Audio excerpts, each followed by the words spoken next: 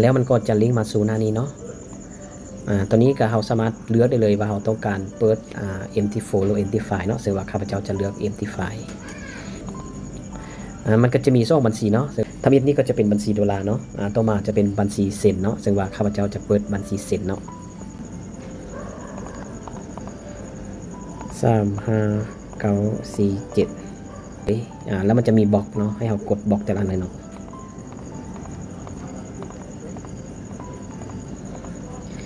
จากนั้นเราก็กดกระตักhierเลยสบายดีเพื่อนๆมาพบกับซอง BC แซงดาราเช่นเคยเนาะคลิปนี้จะมาแบ่งปันเกี่ยวกับขั้นตอนในการเปิดพอร์ตอยู่ในโบรกเกอร์ KVB เป็นอย่างไรเราเบิ่งกันเลยตัวนี้ก็จะเป็นหน้าหลักโบรกเกอร์ KVB เนาะคลิปนี้จะพาเพื่อนๆไปเปิดพอร์ตเทรดนำกันเลยเนาะเพื่อนๆเข้ามาในโบรกเกอร์นี้แล้วเนาะเพื่อนๆเข้าไปบอล6 คนนี้เนาะกดเข้าไปเลยแล้วเพื่อนๆเข้าไปบอลบัญชีของเราเนาะกดเข้าไปเลย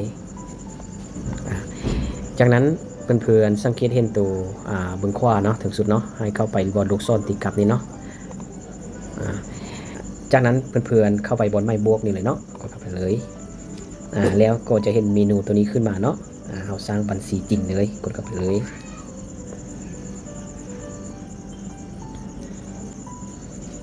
แล้วมันก็จะลิงก์มาสู่หน้านี้เนาะตัวนี้ก็เราสามารถเลือกได้เลยว่าเราต้องการเปิด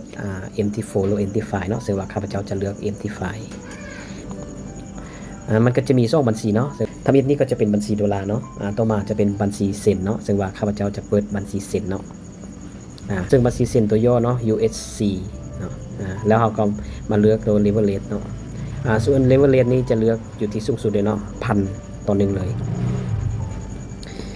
ต่อมาเราก็จะใส่รหัสผ่านเนาะซึ่งรหัสผ่านก็ตามนี้เลยเนาะถือว่าอยู่ระหว่าง8-15ตัวแล้วก็จะมีตัวพิมพ์ใหญ่พิมพ์น้อยแล้วก็จะมีตัวอักษรพิเศษนำเนาะหลังจากที่เราใส่รหัสผ่านแล้วเนาะให้เรากดติ๊ก3ตัวนี้ได้เลยจากนั้นเราก็กดสำเร็จเลยเนาะถือว่าการสร้างบัญชีสำเร็จเนาะหลังจากที่เราติดตั้งสำเร็จแล้วเนาะวันนี้เราก็เข้าไปเบิ่งว่าเราติดตั้งสำเร็จแล้วบ่เนาะไปที่ว่าเราติดตั้งสำเร็จเนาะซึ่งว่าพอที่เราติดตั้งแม่นตัวนี้เนาะแล้วเราก็เอา ID ตัวนี้เนาะไปล็อกอิน empty file เลยเนาะตัวนี้ก็จะเป็นแอป empty file เนาะเพื่อนๆสังเกตเห็นตัวไม้บวกนี่เรากดเข้าไปเลยแล้วเราก็พิมพ์ซื้อโบรกเกอร์เลยเนาะซึ่งว่าเป็นตัวนี้เรากดเข้าไปเลยสำหรับตัวนี้เนาะอันนี้เราก็เอา ID ที่เราติดตั้งขึ้นมาวางเสร็จเลย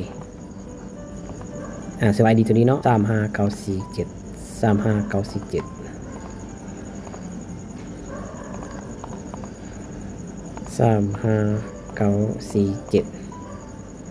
ตัวนี้ก็ใส่รหัสผ่านเนาะหลังจากที่เราใส่ ID แล้วก็รหัสผ่านแล้วเนาะมันจะกดล็อกอินเข้าเลยเราล็อกอินเข้า empty file ถือว่าสำเร็จเนาะวันนี้เราจะไปเบิ่งกราฟมันก่อนเนาะ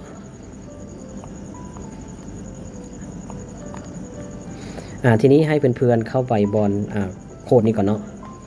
ซึ่งว่ามันมีไล่ๆสกุลเนาะเพื่อนๆเข้าไปตัวบนโซ่นี้เนาะเข้าไปเลยในนี้เราจะมาลบคู่เงินพวกนี้ออกเนาะเพื่อนๆกดบนทางขี้เย็นเนาะกดเข้าไปเลยแล้วมันจะมีบล็อกเนาะให้เรากดบล็อกแต่ละอันเลยเนาะ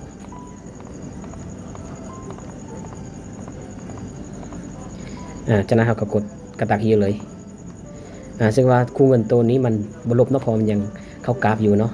ให้เราไปเพิ่มทองคำเนาะทองคำก็คือย่อมัน XAU ซึ่งมันเป็นตัวนี้เนาะกดไม่บวกเลยที่ว่าสำเร็จกลับคืนทีนี้เราได้กราฟนี้มาเป็นทีมพอนักกดกลับคืนทีนี้เราเข้าไปบนนี่เนาะกดเข้าไปเลย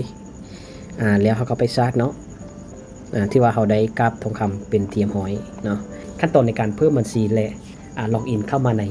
แอป Trade empty file ที่ว่าสำเร็จเนาะผู้ใดที่นำไซต์โบรกเกอร์ KVB ถ้าบุกขั้นตอนในการเพิ่ม และล็อกอินเข้ามาในแอป Trade MT5 ก็เห็นตามคลิปวิดีโอนี้ได้เลยเนาะคลิปนี้ขอจบเพียงเท่านี้แล้วเราจะพบกันในคลิปต่อไปสบายดี